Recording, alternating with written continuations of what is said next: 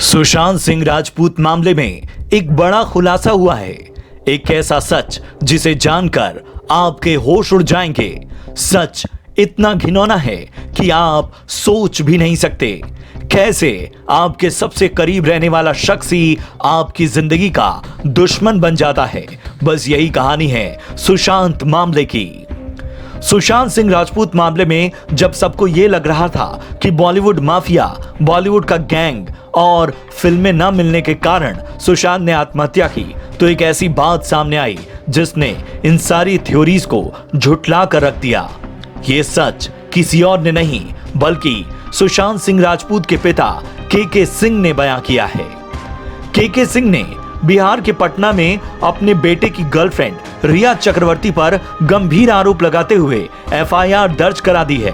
इस मुकदमे में उन्होंने रिया पर बेटे को आत्महत्या के लिए उकसाने, उसके पैसे हड़पने और मानसिक बीमारी का जिम्मेदार बताया। चलिए आपको सिलसिलेवार ढंग से बताते हैं कि आखिर इस एफआईआर में क्या क्या आरोप एक पिता ने लगाए हैं और किस तरह से वो अपने बेटे की इंसाफ की लड़ाई लड़ रहे हैं। मेरा बेटा रिया और उसके परिवार वालों से परेशान था। मेरी बेटी उसकी आत्महत्या से एक हफ्ते पहले उससे मिलने गई थी। वो सुशांत के साथ 3-4 दिन थी और उसे समझाया कि सब कुछ ठीक हो जाएगा। मेरी बेटी के बच्चे छोटे थे तो वो ज्यादा दिन मुंबई नहीं रुक सकती थी, लेकिन उसके जाने के 2 दिन बाद 14 जून को मेरे बेटे ने आत्महत्या कर ली। रिया और उसके परिजनों ने कुछ सहकर्मियों के साथ मिलकर इस षड्यंत्र को अंजाम दिया और इसके तहत मेरे बेटे के साथ धोखाधड़ी की, बेईमानी की और उसे लंबे समय तक बंधक बनाकर रखा था।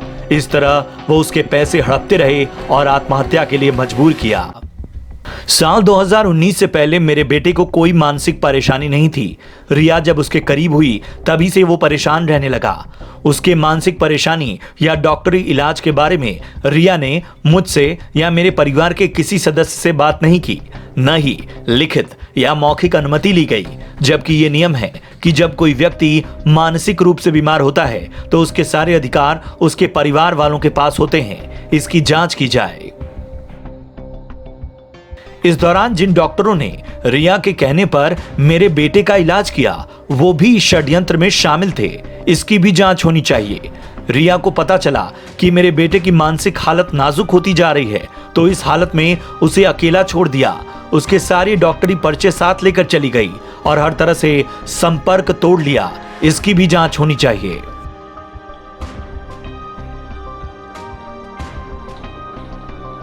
इस षड्यंत्र में रिया और उसके परिवार वाले उसका साथ दे रहे थे। मेरे बेटे के संपर्कों का सहारा लेकर खुद के लिए काम बनाने में रिया लगी रही। इस दौरान मेरा बेटा जहां रह रहा था वो घर भी उससे ये कहकर छुड़वा दिया कि यहाँ भूत प्रेत का वास है।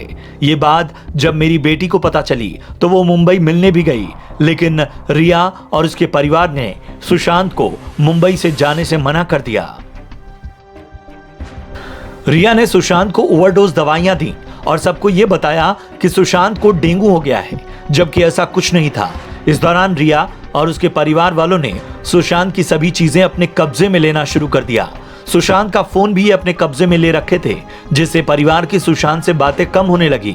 जिन फिल्मों के ऑफर सुशांत को आते थे उसमें रिया ने यह शर्त जोड़ दी कि अगर उसे हीरोइन के तौर पर लेंगे तो ही सुशांत काम करेगा। सुशांत के सारे भरोसेमंद कर्मचारियों को हटा दिया गया। उसकी जगह उसने अपने लोगों को फिट कर दिया। सारे क्रेडिट कार्ड और बाकी फाइनेंशियल डिटेल अपने कब्जे में ले लिए। मेरे बेटे का पुराना फोन नंबर तक बदल दिया और नए नंबर पर भी कभी कभार ही बेटे से बात हो पाती थी। कई बार सुशांत ने मुझे बताया कि ये लोग मुझे पागल खाने डालना चाहते हैं और मैं कुछ नहीं कर पा रहा हूं। सुशांत अपनी बहनों से मिलने दिल्ली और हरियाणा भी आया, लेकिन 2 दिन भी नहीं गुजरे थे कि रिया ने बार बार फोन करके उस पर दबाव बनाया, उसे वापस बुला लिया। इसके बाद तो सुशांत से हमारी बातें बहुत ही कम होने लगीं। अब सुशांत के पैसों और संपर्क का फायदा अपने हिसाब से रिया ने इस्तेमाल करना शुरू कर दिया था। मेरा बेटा अपने दोस्त महेश के साथ कुर्ग में ऑर्गेनिक खेती का कारोबार करना चाहता था और उसका दोस्त महेश भी उसके लिए तैयार था, लेकिन रिया ने इस बात का विरोध किया और कहा कि अगर वो ये कदम उठाता है तो वो मीडिया में उसकी मेडिकल रिपोर्ट सार्वजनिक कर देगी और सबको बता देगी कि वो पागल है। जब सुशांत का बैंक बैलेंस बहुत कम रह गया तो रिया ने उसे छोड़ दिया। 8 जून 2020 को वो घर में रखा ढेर सारा सामान, कैश, जेवरात, लैपटॉप, क्रेडिट कार्ड के पिन, पासवर्ड, कई जरूरी दस्तावेज लेकर चली गई। मेरे बेटे के नंबर फोन में ब्लॉक कर दिए। उसके बाद मेरी बेटी को सुशांत ने फोन करके बताया कि रिया उसे फंसा देगी, वो बहुत सारा सामान लेकर चली गई है, वो उसे बर्बाद कर देगी। इसी दौरान दिशा सैलियन, जिसे सुशांत की सेक्रेटरी के तौर पर भी रिया ने लगवाया था, उसने आत्महत्या कर ली। सुशांत को डर लगने लगा कि रिया कहीं उसकी मौत के मामले में उसे फंसा न दे। मैंने अपने बेटे के बैंक खाते की डिटेल निकलवाई तो पता चला कि पिछले 1 साल में इस खाते से 15 करोड़ रुपए ट्रांसफर हुए, जबकि कुल 17 करोड़ खाते में रकम ही थी। रकम ऐसे खातों में डाली गई जिसका मेरे बेटे से कोई लेना देना नहीं था। मैंने पटना रहते हुए बेटे से मिलने की कई बार कोशिश की, लेकिन मुझे मिलने नहीं दिया गया।